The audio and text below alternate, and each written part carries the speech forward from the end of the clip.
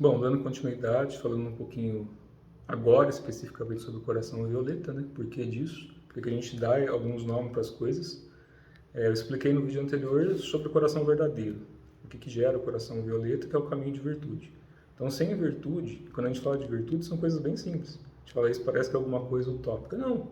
É basicamente o que todos os mestres já ensinaram, né? Respeitar o próximo, ter fraternidade, compaixão, não fazer mal, tentar se melhorar, melhorar os outros, melhorar o nosso meio, não desdenhar o mundo.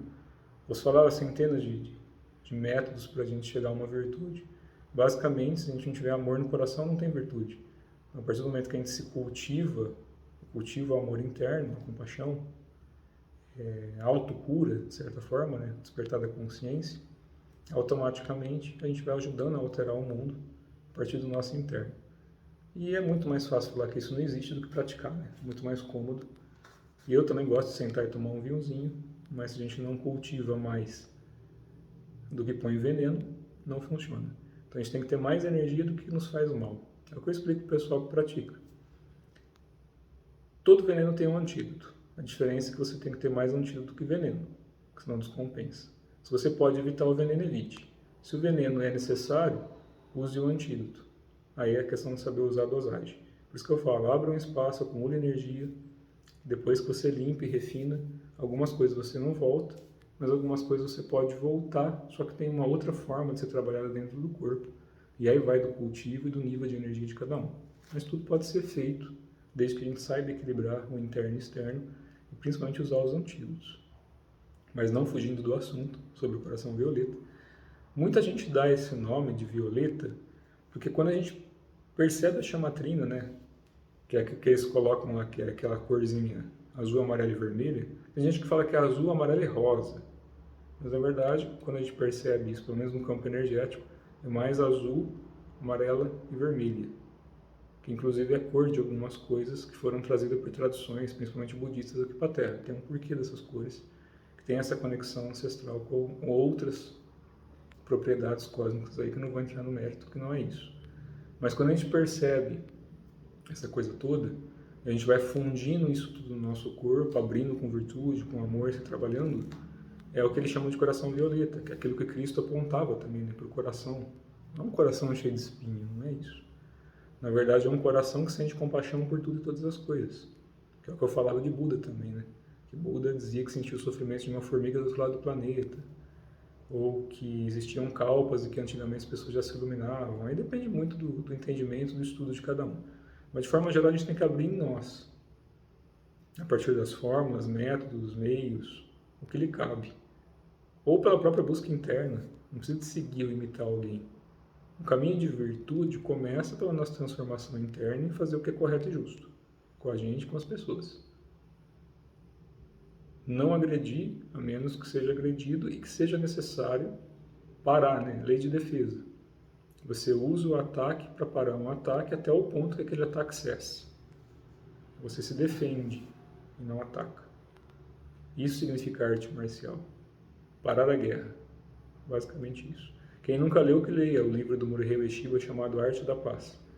É um bom livro. A Arte da Paz. Morihei Ueshiba foi o fundador do Aikido, um mestre iluminado que trabalhava o Budô interno. Então é um bom conhecimento, assim como todos os tratados de Yoga, o Vedanta, os tratados taoístas, os tratados budistas, os 4 pilares de Buda. Enfim, a gente tem um monte de coisa para ser estudada. Mas não adianta só ser estudada se não for praticada. A gente vira papagaio, né? Fica repetindo o que está escrito ou o que alguém nos disse. Sem a realização interna não acontece a ação, o karma, em relação ao Dharma. E aí é um karma que não existe, porque a ação se torna não ação. A não ação é agir naturalmente. Não ação não é deixar de fazer, não é inação. Não ação é a ação natural das coisas. Para que você entre em estado de não ação, de vazio, vazio é igual a harmonia, então para que você se torne harmônico, primeiro é necessário que você depure, para que os seus pensamentos possam ser harmônicos, para que a mente não crie uma rotina de repetições que gere uma matéria inarmônica, que vá contra as leis do universo. Então a gente busca um feng shui, né, um feng shui interno e externo, em relação à própria energia das coisas.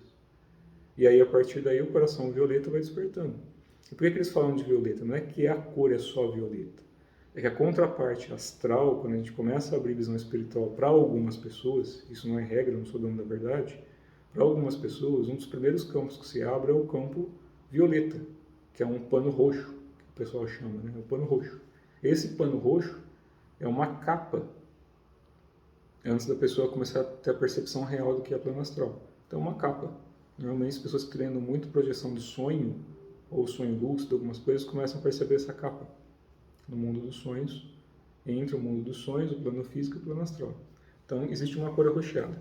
Quando o coração violeta vai abrindo, ele parece uma cor violeta, desde mais clarinha, dependendo do cultivo da pessoa e da tradição, ou da conexão espiritual que ela tem em relação a esse caminho, ou até um roxo mais escuro. E isso é muito da percepção da pessoa, não tem uma regra. Cada um vai perceber de uma forma.